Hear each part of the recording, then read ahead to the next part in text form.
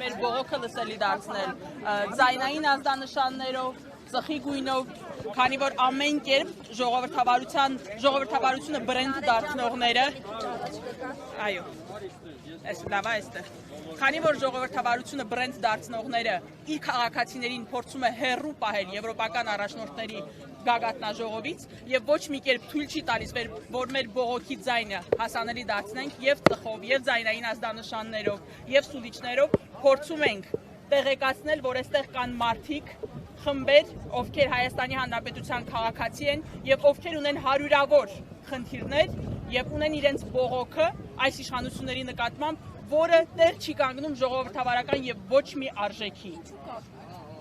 Գույնը պատահական է, չկա որևէ գույնի հետ կապված, ընտրության հետ կապված որևէ առանձնահատկություն, զուտ ավելի տեսանելի դարձնելու նպատակով է արվում, որովհետև կան հարյուրավոր խնդիրներ, ունենք քաղբանտարկյալներ, ունենք հայ առաքելական եկեղեցու նկատմամբ աննախադեպ հարձակում, որը նաև մեր հավատքի իրավունքին է դեմ, մեր խոսքի ազատության իրավունքին է դեմ, դավանանքի իրավունքին է դեմ, եւ ուզում ենք մեր ձայնը հասանելի դարձնել, ասել, որ կան քաղբանտարկյալներ, որ լրագրողներ եւ արքեպիսկոպոսներ են բանտարկված, որ Հայաստանը ունի խոսքի ազատության խնդիր, որ 100 հազարավոր արցախցիների իրավունքները ոչ միայն չի պաշտպանվում այս իշխանությունների կողմից, այլև ամեն կերպ խոչընդոտվում է այդ իրավունքների իրացումը եւ որ այս ամենը ժողովրդավարություն անվանելով դուք ոչ միայն վնասում եք Հայաստանի Հանրապետությանը, Հայաստանի ազգային շահին, այլև հենց ժողովրդավարության գաղափարին եք վնասում, որովհետև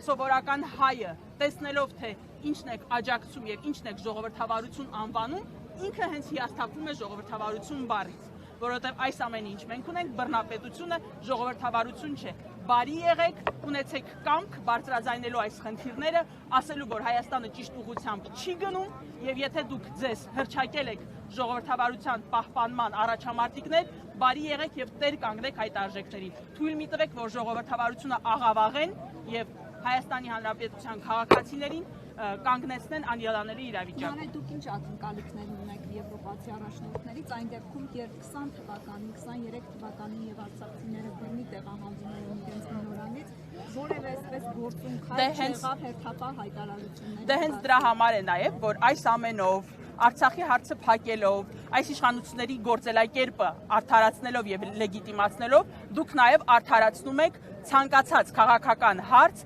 ցանկացած կոնֆլիկտ էթնիկ զտմամբ, ցեղասպանությամբ ավարտելու պրակտիկան։ 2020 թվականից հետո տեսեք, թե ինչքան տարբեր կոնֆլիկտներ են եղել, ինչքան է եղել բռնությամբ, էթնիկ զտմամբ հարց լուծելու փորձեր։ Եվ դա եկել է նրանից, որ 2020 թվականին ամեն երկիր իր քաղաքական շահից ելնելով համամարտկային արժեքների կողքին չի կանգնել։